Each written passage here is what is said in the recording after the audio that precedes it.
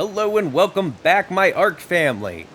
I'm that one guy for Never of Cabbage Core, and for this week's video, we will be spotlighting the mythical Magmasaur and the mining drill.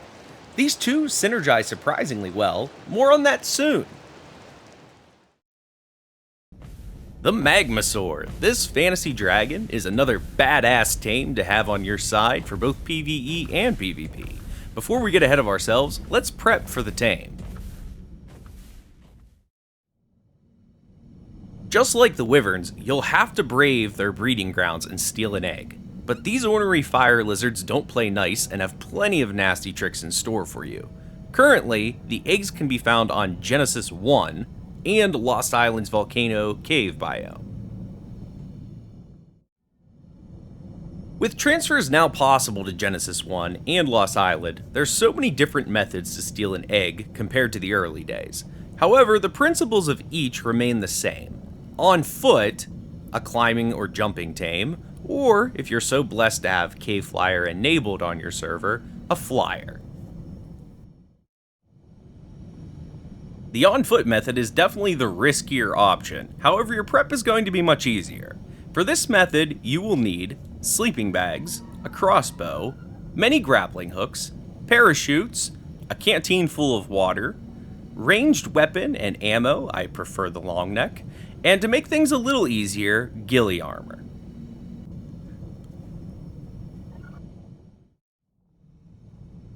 On Genesis 1, start by making your way above the breeding ground at 25.5, 79.1. Here you'll scout out some eggs. A spyglass will make this easier. Sometimes the egg is not well guarded, which makes this thing a little easier, but you typically won't get so lucky. Thankfully, you have that long neck rifle to grab their aggro. Tag all nearby Magmasaurs, pulling them off of the egg location. You'll have to wait until their aggro goes away, and you can make your way down to the unguarded egg.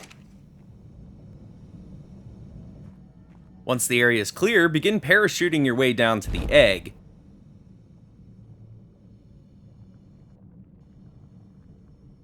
You need to plan your route of escape with the crossbow and grapples before you pick up the egg. Once you pick it up, quickly make your escape.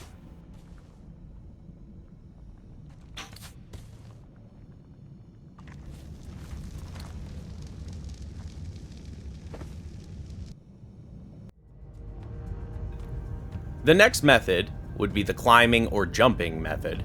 There are many options here: Proctoptodons, rock drakes, Deinonychus, reapers, bloodstalkers, ferox, thylacoleo, dinopithecus. The list is vast. Some are better than others, but the method remains the same. Get in, get the egg, climb or jump out as fast as flipping possible.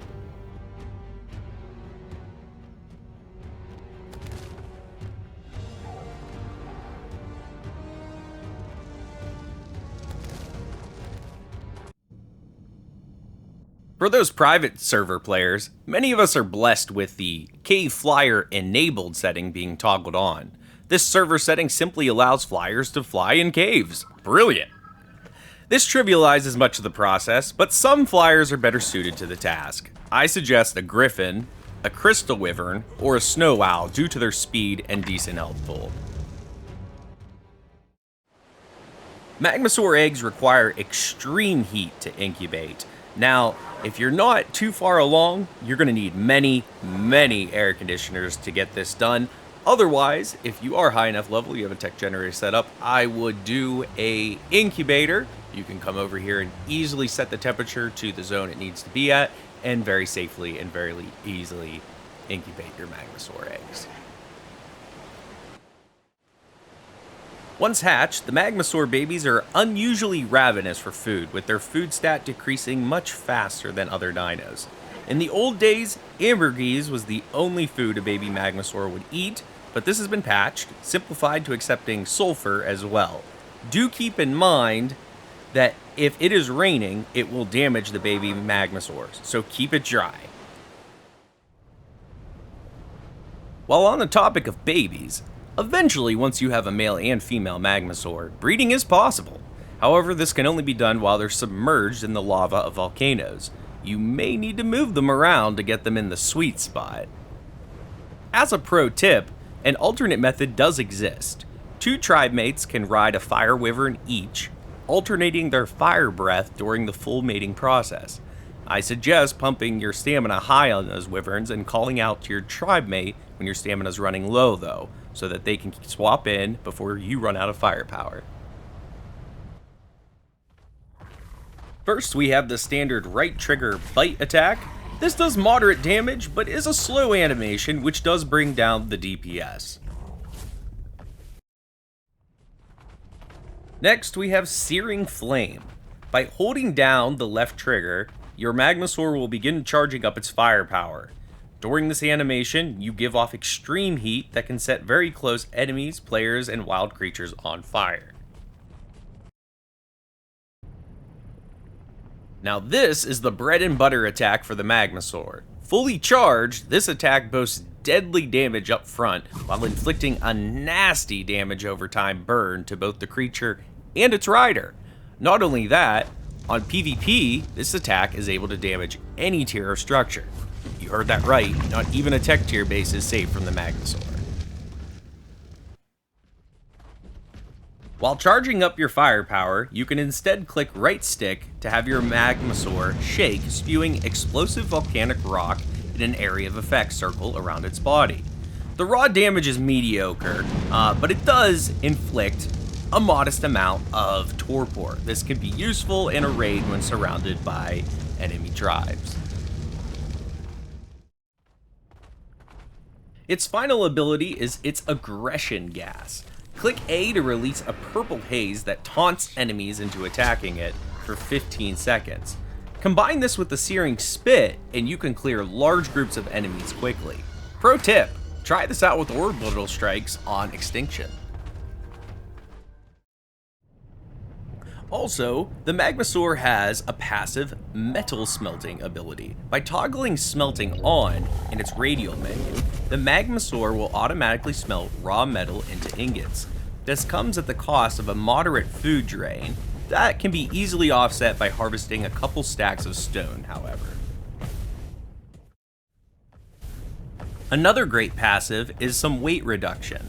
On metal and metal ingots, there's a 75% reduction in weight. Ambergris also is a 50% reduction. This was added to help with the raising of babies.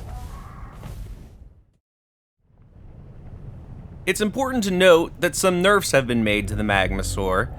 They now require both food and one metal ingot in their inventory to use any of its Searing Flame abilities. This was added as prior, players could spam the Searing Spit attack, which was overwhelmingly OP in the PvP meta. The nerf's not actually that bad though. By loading up on raw metal and stone, then activating smelting mode, you can still nearly immediately spam attacks as only one food is required in its food bar. Additionally, another nerf was placed. They reduced the range of the Searing Spit because before you could lob those attacks far out of the turret's range, which made it a little too OP for PvP. So how would we utilize this creature in game? Foremost, it is a siege creature. In a raid, it's a devastating wrecking ball.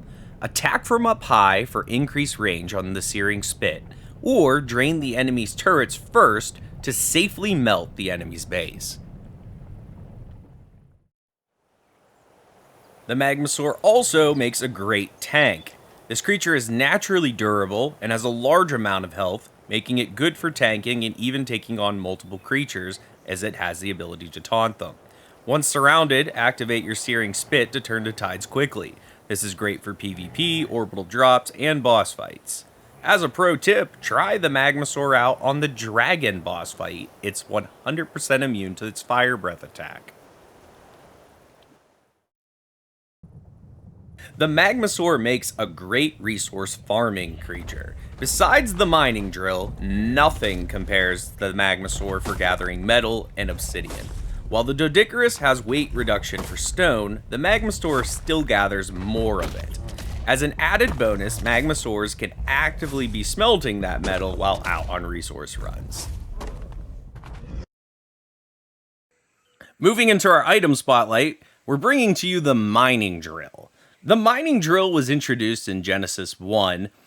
This item is crafted in the fabricator. It's unlocked at level 80, powered by gasoline.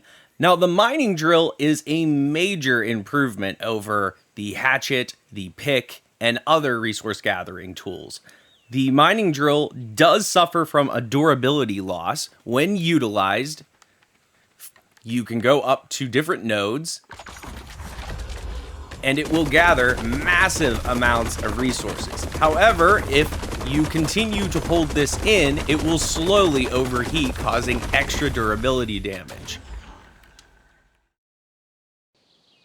No one item or dino in the game can gather more variety and quantity of resources than the mining drill. This thing can gather flint, stone, metal, crystal, obsidian, wood, thatch, sulfur, salt, fiber, clay, sap, cactus sap, mushrooms, rare flowers.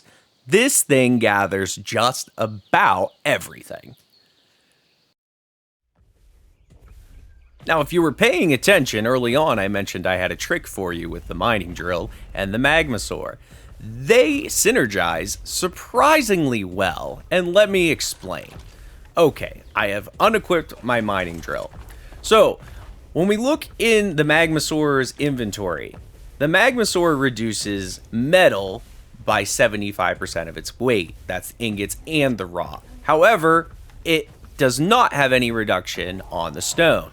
Now, if we move that stone over to our inventory, same situation.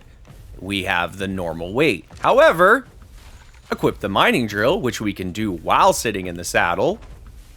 And what do you know? 75% reduction on the stone. So if you have the mining drill and you have a Magmasaur, you can very easily gather insane amounts of stone and metal on a run.